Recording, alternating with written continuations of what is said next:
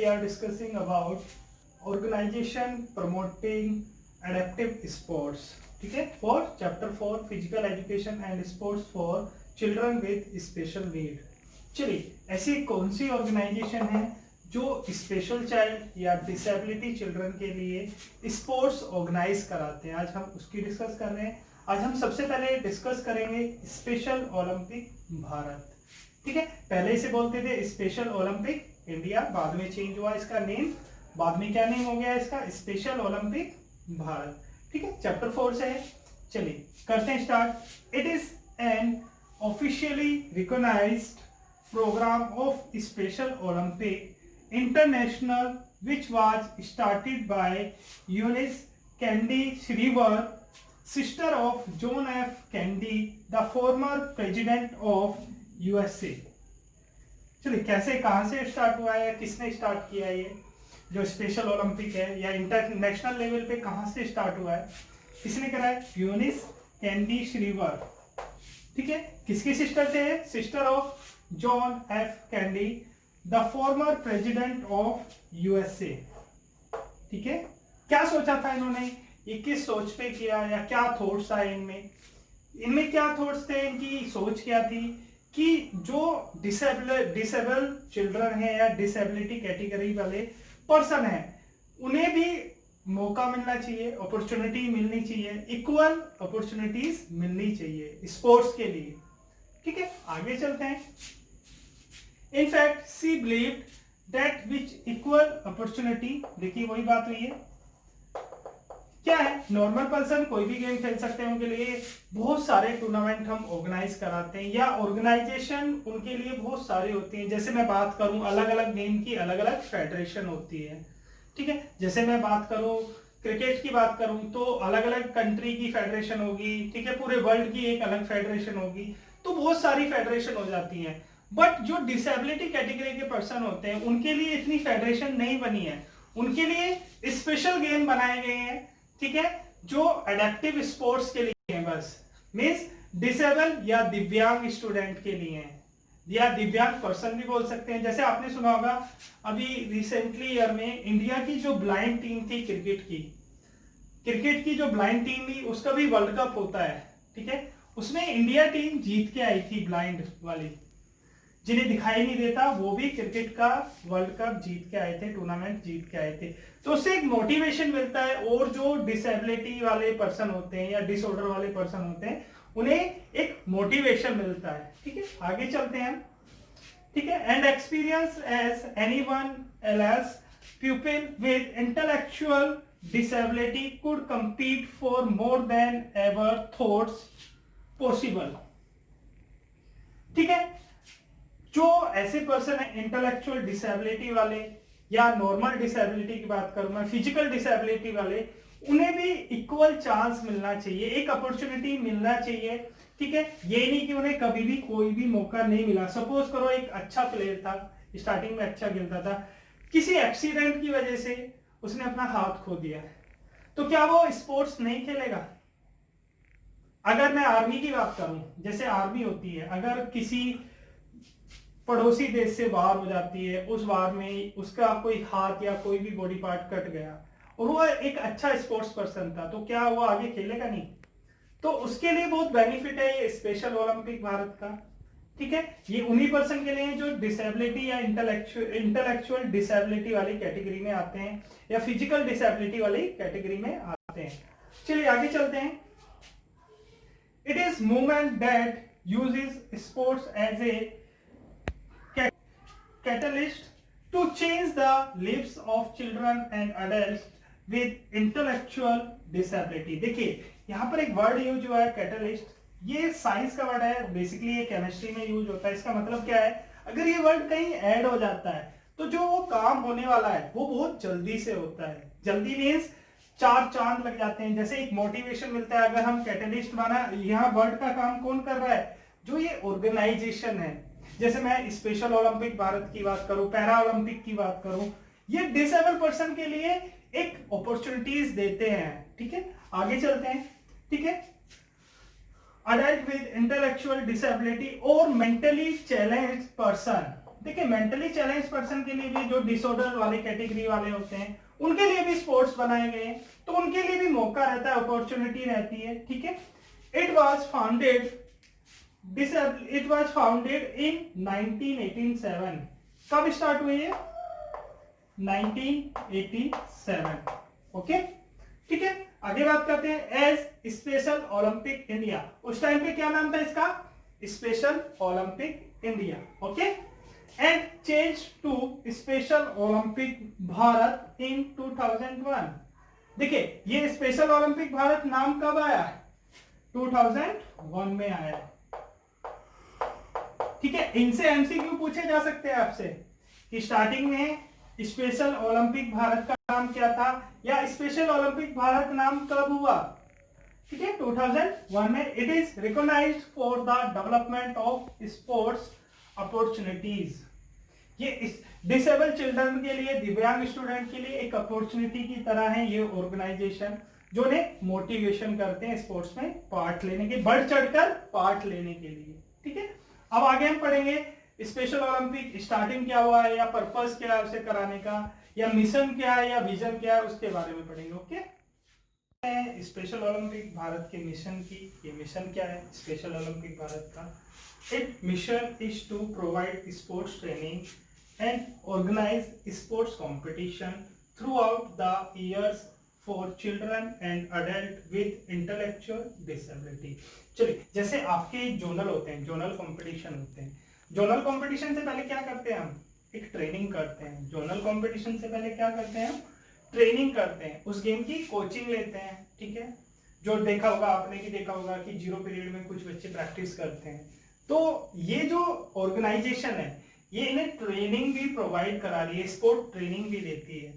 क्योंकि क्या है, ये डिसेबिलिटी कैटेगरी वाले स्टूडेंट होते हैं, इतनी जल्दी से नहीं समझ पाते कि इन्हें क्या करना है, या जो भी गेम्स और स्पोर्ट्स है उसकी जो स्किल्स है उन्हें लर्न करने में इन्हें टाइम लगता है। तो क्या कर रहा है ये, स्पेशली क्या कर रहा है, ये ट्रेनिंग भी प्रोवाइड करा रहा है। स्पोर्ट ट्रेनिंग आपको पता होगी, जैसे मैं ट्रेनिंग की बात करूं, सिंपल ट्रेनिंग वर्ड का यूज होता है, प्रिपरेशन फॉर एनी टास्क। और स्पोर्ट ट्रेनिंग में क्या होता है? स्पोर्ट ट्रेनिंग में होता है कि preparation for any means particular sports, जिस स्पोर्ट्स पे आप काम करना चाहते हैं, जिस स्पोर्ट्स को आप लर्न करना या सीखना चाहते हैं, उसकी स्किल सीखना चाहते हैं, उसी की ट्रेनिंग देते हैं। जैसे सपोज करो कुछ स्टूडेंट या कुछ डिसेबल पर्सन फुटबॉल खेलना चाहते हैं, तो पहले उन्हें फुटबॉल की ट्रेनिंग दी जाएगी, ठीक है। फुटबॉल की स्किल्स बताई जाएगी, पहले पार्ट मेथड में बताई जाएगी, फिर कंटिन्यू मेथड में बताई जाएगी। पार्ट मेथड में कैसे, कि आपको किक कैसे करना है, ठीक है, बॉल पास कैसे करना है, ठीक है। उसके बाद जैसे मैं गोलकीपर की बात करूं कि आपको गोल में बॉल को कैसे रोकना है, तो ये सब कुछ ट्रेनिंग दी जाती है। सबसे पहले देखिए, गेम्स और स्पोर्ट्स से पहले फिजिकल फिटनेस की ट्रेनिंग दी जाती है। आपने कोई भी गेम देखा होगा, सबसे पहले फिजिकल फिटनेस टेस्ट होता है। या मैं बात करूं, जैसे हम बात करते हैं सवेटो टाइप्स ऑफ बॉडी की, सवेटो टाइप्स ऑफ बॉडी से हमें पता पड़ जाता है कि कौन सी टाइप की बॉडी किस गेम के लिए सुटेबल होती है, ठीक है। चलिए फिर हम बात करते हैं, जैसे हमने डिसेबिलिटी कैटेगरी की बात करी है, तो इन पे वर्क करने में हमें टाइम ज्यादा लगता है, ठीक है। आगे चलते हैं। Intellectual disability given them persistent opportunity to develop physical fitness। देखिए क्या होता है, आपने ये सुना होगा, जैसे अलग अलग गेम्स की अलग ट्रेनिंग होती है, ठीक है। बट जो डिसेबिलिटी टाइप के स्टूडेंट होते हैं, या डिसेबिलिटी पर्सन होते हैं, इंटेलेक्चुअल डिसेबिलिटी वाले पर्सन होते हैं, इनकी ट्रेनिंग के लिए एक पर्टिकुलर एरिया या पर्टिकुलर स्पेस देते हैं हम, कि वहां पर इनकी ट्रेनिंग होगी। जैसे मैं बात करूं, स्पेशल ओलंपिक भारत में एवरी ईयर 1 लाख पार्टिसिपेट होते हैं, 1 लाख एथलीट पार्ट लेते हैं, ठीक है। अदर्स डिफरेंट गेम है, ठीक है। और ओवरऑल मैं बात करूं, टोटल एथलीट की बात करूं, 8 लाख 50,875 एथलीट पर वर्क कर रहे हैं बहुत सारे कोचेस, जो स्पेशल कोच होते हैं, इतने एथलीट को ट्रेनिंग दे रहे हैं, ठीक है। तो नंबर, ये पूरी कंट्री की बात है, पूरे इंडिया की बात कर रहा हूं मैं, ठीक है। टोटल कितने हैं? 8,50,875 एथलीट हैं जिनके ऊपर वर्क किया जा रहा है, मीन्स उन्हें ट्रेनिंग दी जा रही है कि जिससे वो पार्ट लें। जैसे इसमें दिया है कि ये अपॉर्चुनिटी ये नहीं कि आप उनको एक बार मिलती है, ये अपॉर्चुनिटी उन्हें बार बार मिलती है, एवरी ईयर मिलती है, क्योंकि ये गेम एवरी ईयर होता है। ये नहीं कि एक बार हो गया फिर 4 ईयर के बाद में होगा, ठीक है। उससे पहले इनके फ्रेंडली मैचेस भी होते हैं, ठीक है। फ्रेंडली मैचेस में क्या है, उनकी जो स्किल है वो डेवलप होती है, ठीक है। चलो हम ट्रेनिंग तो कर रहे हैं, अगर मैचेस नहीं खेलते हैं तो हमें अपनी परफॉर्मेंस का कैसे पता लगेगा। जैसे मैं एक छोटा सा एग्जांपल दूं, अगर कोई प्लेयर नेट प्रैक्टिस कर रहा है, नेट प्रैक्टिस में बहुत अच्छी प्रैक्टिस मींस बहुत अच्छी स्किल दिखाता है, बट वही प्लेयर अगर ग्राउंड में जाके प्लेयर्स को फेस करता है, मींस चारों तरफ प्लेयर होते हैं, नेट में क्या है चारों तरफ कोई भी प्लेयर नहीं होता, तो वहां वो अपनी परफॉर्मेंस 100% नहीं दे पाता। तो इसलिए क्या कराते हैं हम, इनके फ्रेंडली मैच भी कराते हैं, जिससे ये अपनी परफॉर्मेंस को इंक्रीज कर सके। चलिए आगे चलते हैं, ठीक है। आगे है फिटनेस के बाद में डेमोन्स्ट्रेट करेज, एक्सपीरियंस, जॉय। मींस सबसे मेन क्या है ट्रेनिंग में क्या किया जाता है, देखिए ट्रेनिंग में स्किल के साथ है ना, एक उनके साहस को बढ़ाया जाता है कि आप सब कुछ कर सकते हैं, आप अच्छा खेल सकते हैं, आपके अंदर वो एबिलिटी है कि आप कुछ भी कर सकते हैं। उससे क्या होता है, एक प्लेयर मोटिवेट भी होता है और उसे साहस भी मिलता है कि मैं अच्छा कर सकता हूं, ठीक है। आगे बात करते हैं एक्सपीरियंस, जॉय, ठीक है। To participate in sharing gifts. देखिए हमारे गेम में क्या होता है, हमारे गेम में जो गेम्स होते हैं उसमें मेडल्स होते हैं, पर जो इनके गेम्स होते हैं इनमें गिफ्ट शेयरिंग कराते हैं एक दूसरे को, ठीक है। गिफ्ट शेयरिंग कराने से क्या है, इनकी सोशल वेलनेस इंप्रूव होती है, सोशली फिट हो जाते हैं, ठीक है। आगे क्या है, skill and friendship with their families, ठीक है। फ्रेंडशिप वाली वर्ड भी यूज हुआ है, ठीक है। जैसे बहुत सी देखिए इनको मोटिवेट करने के लिए हमें क्या करना है, यहाँ पर स्पेक्टेटर्स भी होने चाहिए, लाइव कवरेज भी होना चाहिए।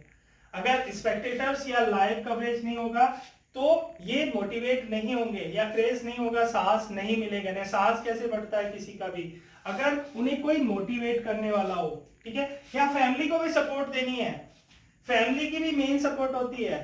देखिए बहुत सी फैमिली होती है, अगर उनकी फैमिली में कोई डिसेबिलिटी या इंटेलेक्चुअल डिसेबिलिटी वाले पर्सन होते हैं तो वो उनकी बहुत केयर करते हैं, पर बहुत सी फैमिली होती है उनकी केयर नहीं करते हैं, उन्हें आपने सुना होगा एनजीओ में छोड़ के आते हैं, या कुछ स्पेशल स्कूल है, जैसे मैं स्पेशल स्कूल में जो हॉस्टल होते हैं उनमें छोड़ देते हैं, मींस केयर नहीं करते हैं, उन्हें एक बोझ की तरह समझते हैं, जबकि ऐसा नहीं समझना चाहिए, ठीक है। फैमिली से क्या होगा, फैमिली अगर सपोर्ट करती है तो उन्हें मोटिवेशन और साहस ज्यादा मिलेगा आगे बढ़ने के लिए, ठीक है।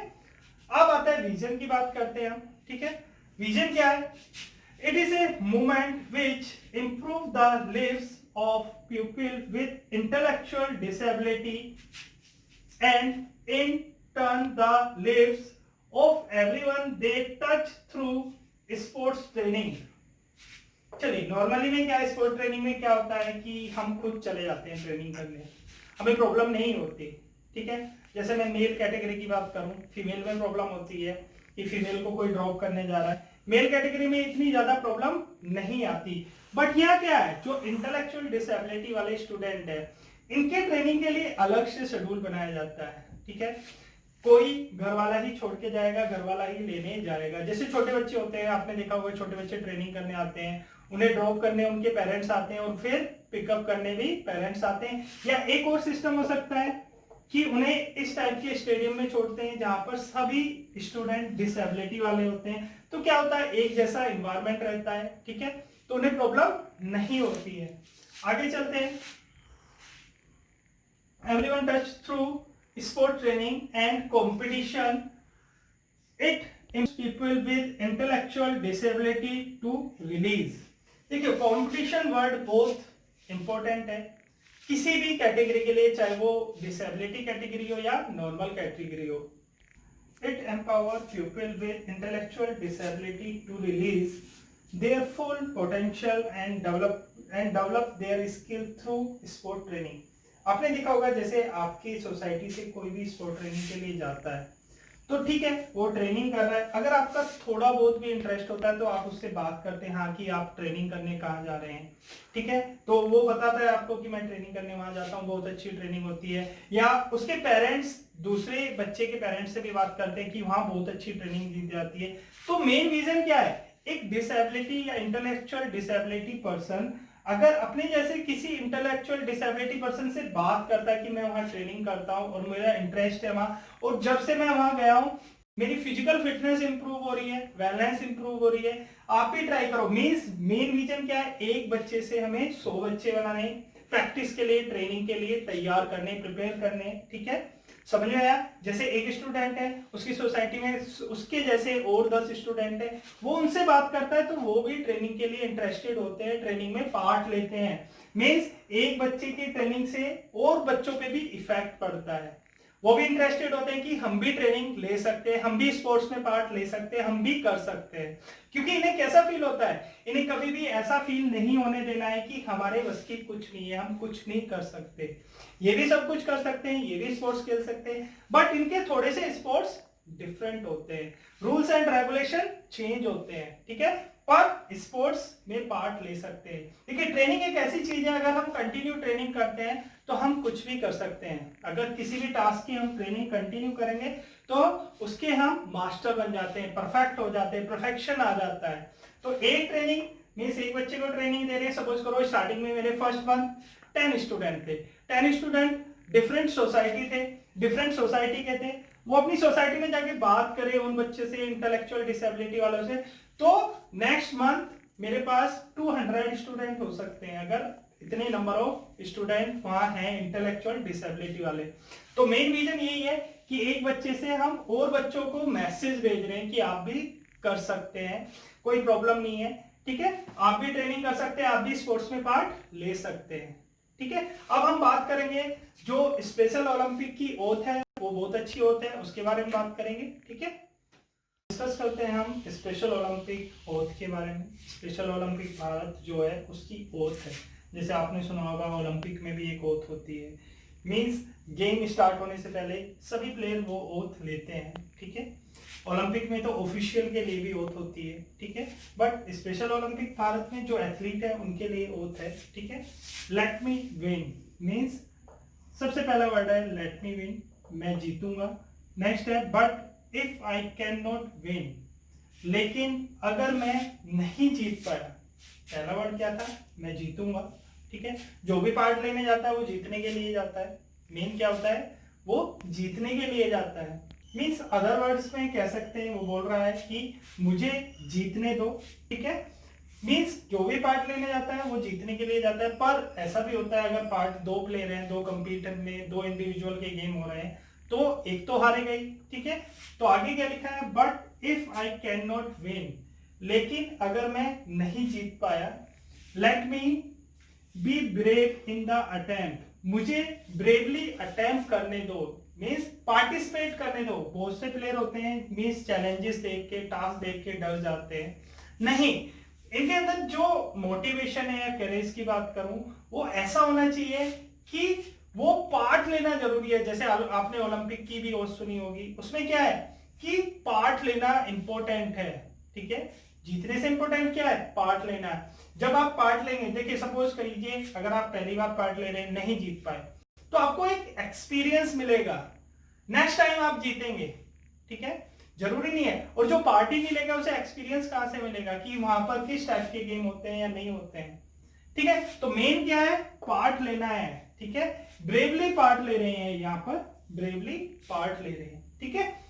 आगे आता है गोल की बात करिए, it goal is to provide chances to differently able people to develop physical fitness. सबसे पहला मेन क्या है हमारा गोल, कि हमें फिजिकल फिटनेस करना है। जैसे हमने डिस्कस किया था, अगर किसी के हैंड में प्रॉब्लम है, किसी के लेग में प्रॉब्लम है, तो उस पार्ट को, मसल्स को हम इंप्रूव करेंगे, उस पार्ट की मसल्स को हमें क्या करना है, इंप्रूव करना है, फिटनेस लेवल इंक्रीज करना है। जो पहले फिटनेस लेवल 0 था उसे इंप्रूव करना है, इंक्रीज करना है, जिससे वो गेम्स में पार्ट ले। देखिए स्पोर्ट ट्रेनिंग क्या कराती है, स्पोर्ट ट्रेनिंग सबसे पहले आपको फिजिकल फिट बनाती है। आपकी मसल्स को फिट बनाएगी, मसल्स स्ट्रेंथ इंक्रीज करेगी, तो आप कोई भी गेम इजीली परफॉर्म कर सकते हैं, इजीली खेल सकते हैं, कोई भी स्किल कर सकते हैं। जैसे मैं सिंपली इन बच्चों में या डिसेबिलिटी कैटेगरी में जो सबसे बड़ी प्रॉब्लम होती है वो इंडोरेंस की होती है। सबसे पहला गोल क्या है हमें कि फिजिकल फिटनेस लेवल इंक्रीज करना है। ठीक है, फिजिकल फिटनेस अगर देखिए आप कोई भी स्पोर्ट्स है, अगर उसमें आप फिजिकली फिटनेस लेवल आपका इंक्रीज है तो आप कुछ भी कर सकते हैं, कोई भी स्किल कर सकते हैं, किसी भी गेम में पार्ट ले सकते हैं। जैसे मैं अभी बात कर रहा था इंडोरेंस की, सबसे मेन प्रॉब्लम जो होती है इंटेलेक्चुअल डिसेबिलिटी स्टूडेंट में इंडोरेंस की आती है, स्पीड की आती है। जैसे मैं कंपोनेंट्स ऑफ फिजिकल फिटनेस की बात करूं तो वो क्या है, आपके स्पीड है, इंडोरेंस है, स्ट्रेंथ है, फ्लेक्सिबिलिटी है और कोऑर्डिनेटिव एबिलिटी की भी प्रॉब्लम आती है। जैसे कोऑर्डिनेटिव एबिलिटी क्या है, सेंट्रल नर्वस सिस्टम और बॉडी ऑर्गन्स पार्ट का जो कंबाइंड वर्क होता है वो आपकी कोऑर्डिनेशन एबिलिटी होती है। तो सबसे पहले क्या इंप्रूव करना है हमें इन बच्चों का, इन स्टूडेंट का जो इंटेलेक्चुअल डिसेबिलिटी कैटेगरी में या दिव्यांग है या स्पेशल चिल्ड्रन है, सबसे पहले क्या करना है, हमें फिजिकल फिटनेस इंप्रूव करना है। अगर हमने सबसे पहला टास्क क्या है, हमारा सबसे पहला गोल क्या होगा, फिजिकल फिटनेस इंप्रूव कर दिया है, तो ये गेम बहुत अच्छा खेलेंगे, स्किल परफेक्ट करेंगे। ठीक है, ऑन देयर होलिस्टिक डेवलपमेंट, यहाँ होलिस्टिक डेवलपमेंट में बहुत कुछ आ जाता है। जैसे मैं बात करूं सबसे पहले फिजिकल डेवलपमेंट की। ठीक है, फिजिकल डेवलपमेंट में क्या है, जैसे मैंने अभी बात की थी, हैंड की बात की थी, या किसी की बॉडी पैरालाइज है तो उसकी मसल्स जो एक्टिव नहीं है, सबसे पहले क्या करेंगे, हम मसल को एक्टिव करेंगे विद एक्सरसाइज या विद फिजियोथेरेपी। ठीक है, उसके बाद में क्या है, फिजिकल डेवलपमेंट, जो सबसे पहला टास्क क्या है हमारा, फिजिकल डेवलपमेंट करना है। उसके बाद मेंटल डेवलपमेंट, उसके बाद क्या है, मेंटल डेवलपमेंट। मेंटल डेवलपमेंट क्यों करना है, बहुत से बच्चे होते हैं उन्हें सेंस की प्रॉब्लम होती है कि उनके सेंस ऑर्गन अच्छे से वर्क नहीं कर पाते, उन्हें पता नहीं चलता कि यहाँ पर कौन सी कंडीशन है, हीट है या कूल है। ये वाली भी प्रॉब्लम आती है इन बच्चों के साथ इंटेलेक्चुअल डिसेबिलिटी। तो हमें क्या करना है, मेंटल डेवलपमेंट भी करना है। देखिए एक्सरसाइज के बेनिफिट क्या होते हैं, हम नॉर्मल पर्सन भी मेंटली फिट हो जाते हैं। आपने देखा होगा बहुत से पर्सन होते हैं स्ट्रेस टेंशन में रहते हैं, अगर वो अपनी लाइफ में इंक्लूड कर लेते हैं एक्सरसाइज तो उनकी जो स्ट्रेस और टेंशन है वो रिड्यूस हो जाती है। तो यहाँ भी क्या करना है हमें, होलिस्टिक डेवलपमेंट में क्या है, पहला फिजिकल डेवलपमेंट है और सेकंड मेंटल डेवलपमेंट है। तो मेंटली डेवलप, देखिए फिजिकल डेवलपमेंट से ज्यादा जरूरी है हमें मेंटल डेवलपमेंट होना। सपोज करो एक एग्जांपल देता हूं, अगर सपोज करो मेरे हैंड की मसल्स वर्क नहीं कर रही हैं तो मेरा क्या है, एक हाथ ही तो काम नहीं करेगा। अगर मेरे एक आर्म्स की मसल्स क्रैम्प है तो क्या है, मेरा बॉडी पार्ट एक मसल्स मींस एक हैंड काम नहीं करेगा। अगर आपको मेंटली प्रॉब्लम है तो आपकी पूरी बॉडी काम नहीं कर पाएगी। अगर आपको मेंटली प्रॉब्लम है तो आपकी पूरी बॉडी काम नहीं कर पाएगी। ठीक है, इसके बाद आता है इमोशनल डेवलपमेंट।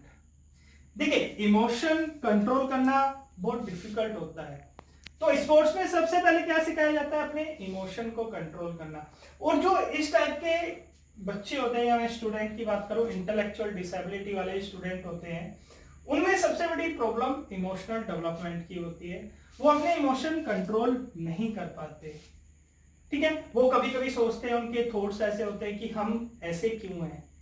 सबसे बड़ी प्रॉब्लम क्या है कि हम ऐसे क्यों हैं, इसलिए तो हम इतनी फैसिलिटी उन्हें देते हैं कि वो कभी फील ना करें। ठीक है, वो कभी फील ना करें कि हमारे लिए कुछ नहीं है। ठीक है, तो यहाँ अपने इमोशन को कंट्रोल करना सिखाते हैं स्टूडेंट का। जैसे आपने देखा होगा गेम का भी एक पार्ट है इमोशन कंट्रोल करना, क्योंकि क्या होता है, गेम अगर हाई फीवर वाला गेम हो, हाई लेवल वाला गेम हो, तो उसमें हाई और लो आता है गेम। तो यहाँ क्या करना है, इमोशनल डेवलपमेंट भी करना है। उसके बाद आता है इंटेलेक्चुअल डेवलपमेंट। उसके बाद क्या आता है, इंटेलेक्चुअल डेवलपमेंट मींस, देखो कुछ बच्चे होते हैं देख के सीख लेते हैं।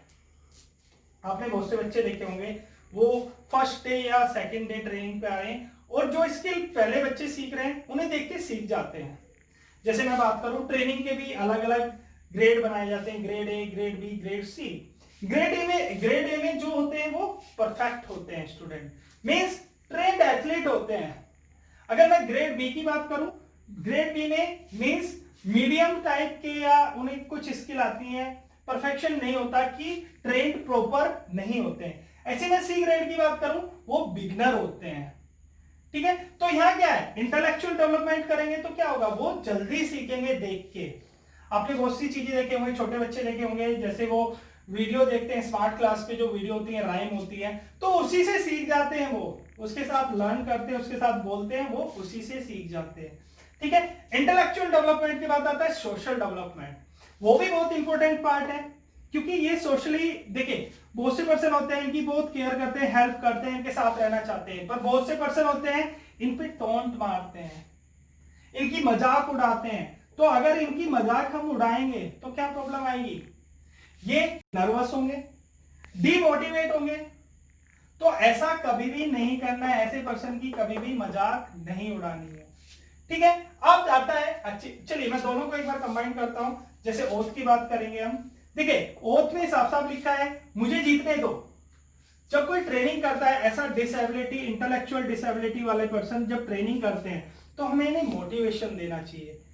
अब ऐसा होता है जैसे कुछ कंपटीशन होते हैं, बच्चा पहली बार पार्ट ले रहा है तो थोड़ी हेजिटेशन भी होती है, थोड़ी घबराहट भी होती है, ठीक है, थोड़ा नर्वसनेस भी होती है कि मैं परफॉर्म करूंगा या नहीं करूंगा। तो यहां पर एक कोच या ट्रेनर का क्या रोल है, जैसे आपने सुना होगा मोटिवेशन में एक रोल कोच या ट्रेनर भी निभाते हैं।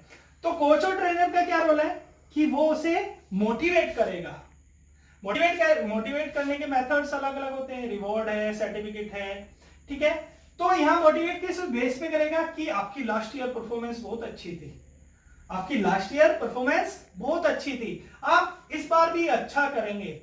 तो एक प्लेयर को अगर एक कोच या ट्रेनर ऐसे बोल देता है तो प्लेयर के अंदर से एक भावना आती है, अलग से इमोशन आते हैं कि मुझे जीतना ही है, ठीक है।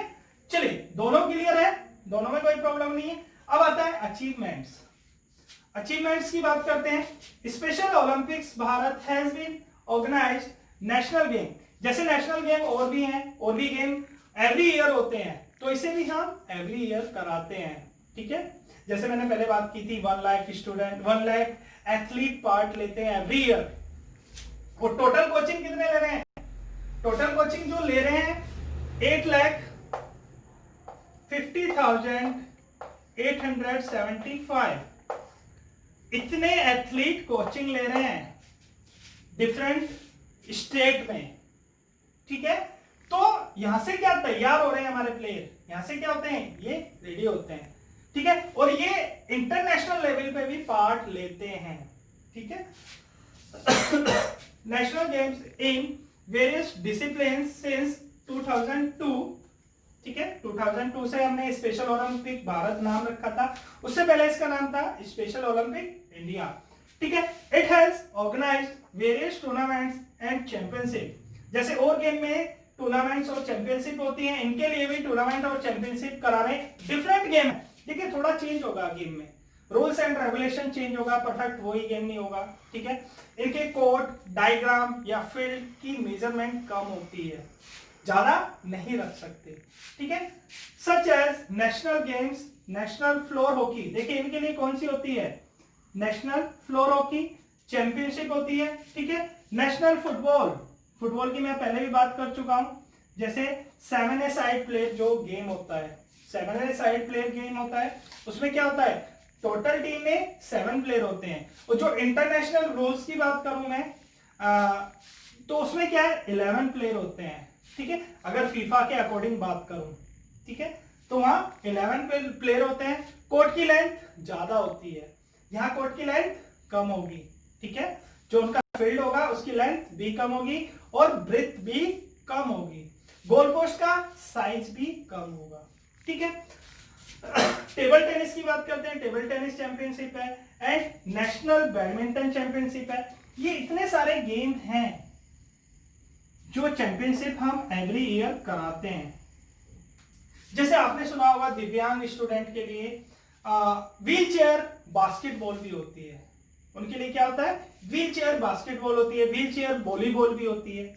बहुत से पर्सन होते हैं उनके पैरों में प्रॉब्लम होती है, वो चल नहीं सकते, पर उनके हाथ ठीक है, तो उनके लिए हम ऐसे ही गेम सेटअप करते हैं, समझ में आया? अब सपोज करो अगर किसी के पैर में प्रॉब्लम है तो उसे हम 100 मीटर रनिंग नहीं करा सकते, हम उसे फुटबॉल नहीं खिला सकते। ठीक है, समझ में आया?